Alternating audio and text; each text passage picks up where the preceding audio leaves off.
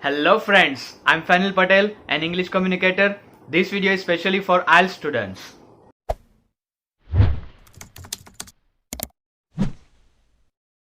This video is sponsored by WEC Overseas Education, which is one of the best institute in Surat for cracking IELTS, PTE, German language or learning spoken English, and also for student visa.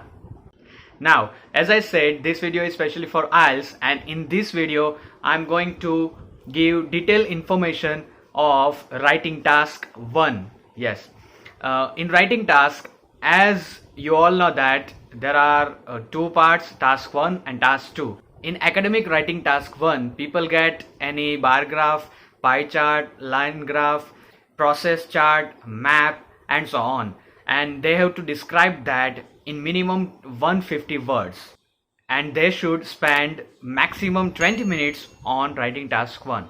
Now let me explain you the basic structure of writing task 1. There should be 4 paragraphs. First paragraph is called introductory paragraph.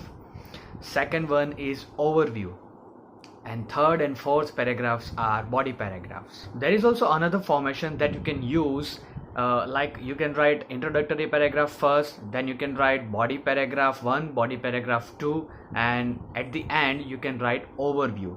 It depends on you, it doesn't affect your bands, so you can write any formation that you like. Okay, how to write introductory paragraph? Most of students get confused in how to start introductory paragraph. So I have found some common lines that you can use in your introductory paragraph for starting your paragraph. For example, the given presentation enumerates information on, okay, in that way you can start your introductory paragraph. The second line, the presented diagram illustrates data on, in that way also you can start your line. Third one, the supplied graph demonstrates the percentages of, okay, and fourth one, the provided chart indicates comparative data. So let's see how to use these lines in any example. The presented diagram illustrates data on employment rates among adults in 4 European countries from 1925 to 1985. In that way you can write these kind of lines. In that way you can start your introductory paragraph. So if you get confused more often that how to start this kind of paragraph, then you can use any lines from this. There are some things that you should remember, that you should not use the same words those are provided in that question. And the another thing is very important, you can use information from that picture, table or graph. For example, there is a bar graph on your screen and there is also a question. In the question they have given very less information. Here in introductory paragraph you can use information from this bar graph also. For example, the given presentation enumerates information on average rainfall, maximum and minimum average temperature experienced in London in different months of the year. Here I have used some information from that bar graph, like I have used maximum and minimum average temperature words, and I also have described the time period in different words, like in different months of the year. So in that way you can use different words, you can change, you can modify that question which is provided with the bar graph or pie chart. In that way you should write introductory paragraph. Now how to write overview? In overview I always tell to my students, whenever you have to write any overview, always remember that you have to just show them the higher notes and lower notes. In overview you should not write any numbers or you should not write any percentages actually. Okay, you just have to give overall view. So there are also some confusion in some students that how to start overview paragraphs. So here also I'm providing you some common lines that you can use in writing task 1. For example, first, overall it is clear that, in that way you can start. Second, all in all, it can be clearly seen that In that way also you can start your overview paragraph. And third one, from the graph it is quite evident that, in that way you can start your overview. Okay, so let's see one example. Here I have given one example of this bar graph that you can write in this way, like overall it can be clearly seen that the data on rainfall had a fluctuating trend, with the highest rainfall recorded in November. As for temperature, it remained below 20 during the majority of months. In that way, I have just provided basic information, general view of that bar graph. Here are some things that you should always remember while writing overview, that you should most of the time try to write overview in past tense. Yes, in past tense. Just always try to write overview in past tense, because that is the correct method. You can use present tense also, but if you get a lot of confusion, then always try to use past tense in overview. Then in writing task 1, you should not write conclusion. In writing task 1, conclusion is not acceptable. So you should always write overview in writing task 1. Now it's time for body part. Well, in body part, here you can write two body parts.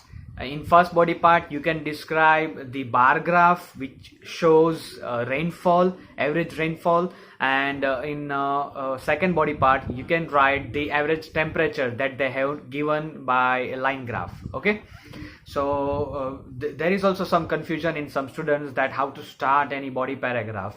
So there are many ways to start it, and here also I'm providing you some general common lines to start your body paragraph. So here it is. First, as is presented in the diagram.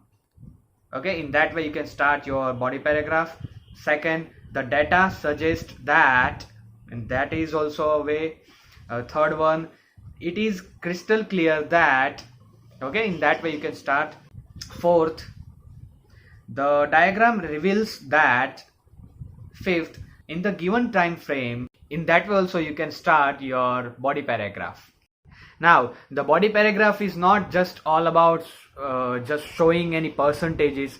You should also compare all the time periods and percentages and the data which is provided to you, and you should also use some linkers.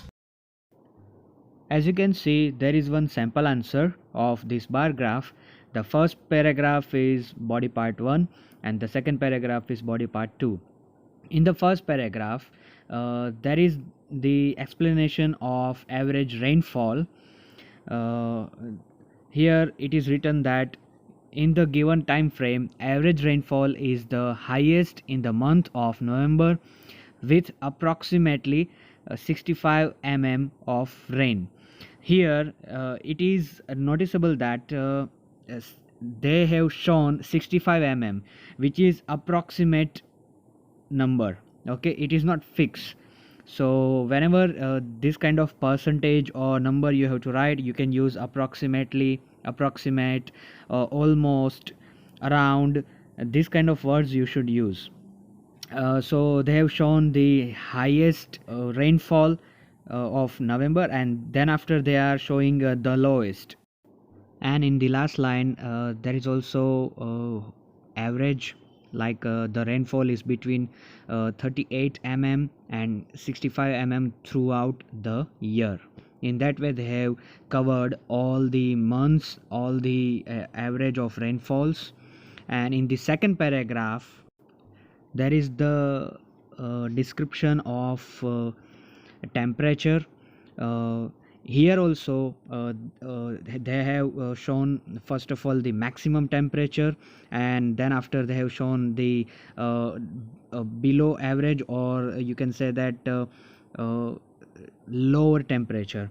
So in that way you should write the body paragraph, and also you should try to cover all the percentages or numbers, but it is not compulsory to write every month, to write about every percentages or temperature Celsius, so you can write in that way. Here there is one noticeable thing, that there is no any time period, so you can write this bar graph in present tense. Okay, if there is any given time period like 1991 or like that, so you should write it in past tense. There are also some words for showing increasement or decreasement, so you should use different words every time, and there are also some words for showing approximate numbers. So if you find this video helpful for your IELTS preparation, then don't forget to like, share and subscribe my channel. Stay tuned for watching upcoming videos like this. Thank you.